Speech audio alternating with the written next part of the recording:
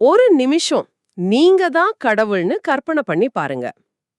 இது ஒரு பவர்ஃபுல்லான சிந்தனை பரிசோதனை. ஏன்னா அந்த இடத்துல நம்மள உட்கார வைக்கும்போது தான் அந்த அனுபவத்தோட கணம் நமக்கு புரிய ஆரம்பிக்கும். ஆமா, இப்போ நீங்க தான் கடவுள். இந்த முழு பிரபஞ்சமும் உங்க கண்ட்ரோல்ல இருக்கு. பூமியில இருக்கிற கோடிக்கணக்கான உயிர்களோட பிறப்பு, இறப்பு, சந்தோஷம், துக்கம் எல்லாமே உங்களால தான் நடக்குது. உங்களுக்கு அழிவே கிடையாது. பல கோடி வருஷமா நீங்க வாழ்ந்துட்டு இருக்கீங்க. ஆனா, ஒரு முக்கியமான நிபந்தனை. நீங்க யார்கிட்டயும் பேச முடியாது.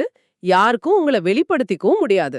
இந்த சிந்தனை பரிசோதனையோட நோக்கமே நம்ம சாதாரண மனுஷ அனுபவங்களுக்கு ஏகாகிய ஒரு நிலையிலிருந்து யோசிக்க வைக்கிறது தான். இங்க கடவுள் வெறும் பார்வையாளர் மட்டும் இல்ல, எல்லாமே அவரோட கட்டுப்பாட்டுல இருக்கிற ஒரு ஆக்டிவ் சக்தியாகவும் இருக்கிறார். இது ரொம்ப முக்கியமான புள்ளி. இப்போ அடுத்த கேள்வி.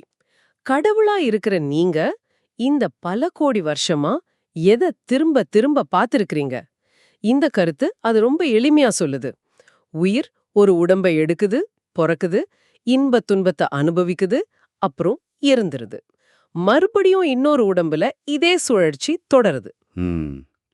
நமக்கு இந்த வாழ்க்கை சுழற்சியே ஒரு பெரிய மர்மம். அடுத்த ஜென்மம் இருக்கா இல்லையானே நமக்கு தெரியாது.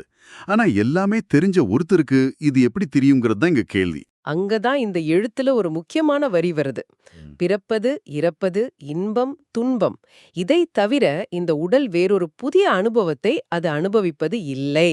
இத கொஞ்சம் யோசிச்சு பாருங்களேன். உங்களுக்கு ரொம்ப பிடிச்ச ஒரு சினிமா இருக்குன்னு வச்சுக்குவோம். முதல் தடவை பார்க்கும்போது பிரமிப்பா இருக்கும். ஆமா. 10வது தடவை பார்க்கும்போது டயலாக் எல்லாம் மனப்பாடம் ஆயிடும். 100வது தடவை பார்க்கும்போது பின்னாடி போற எக்ஸ்ட்ராடினரி ஆர்டிஸ்ட கவனிக்க ஆரம்பிச்சுடுவோம். அதுக்கு மேல பார்த்தா நிச்சயமா போர் அடிச்சிடும். ஒரு கட்டத்துல அது வெறும் சத்தமும் ஒளி சிதறல்களும் தான். எந்த உணர்ச்சியும் கொடுக்காது.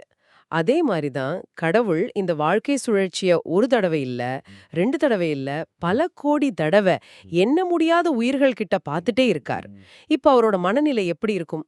இந்த வாதம் நேரடியா சொல்லுது அவருக்கு சலிப்பு தான் வரும்னு. இதுதான்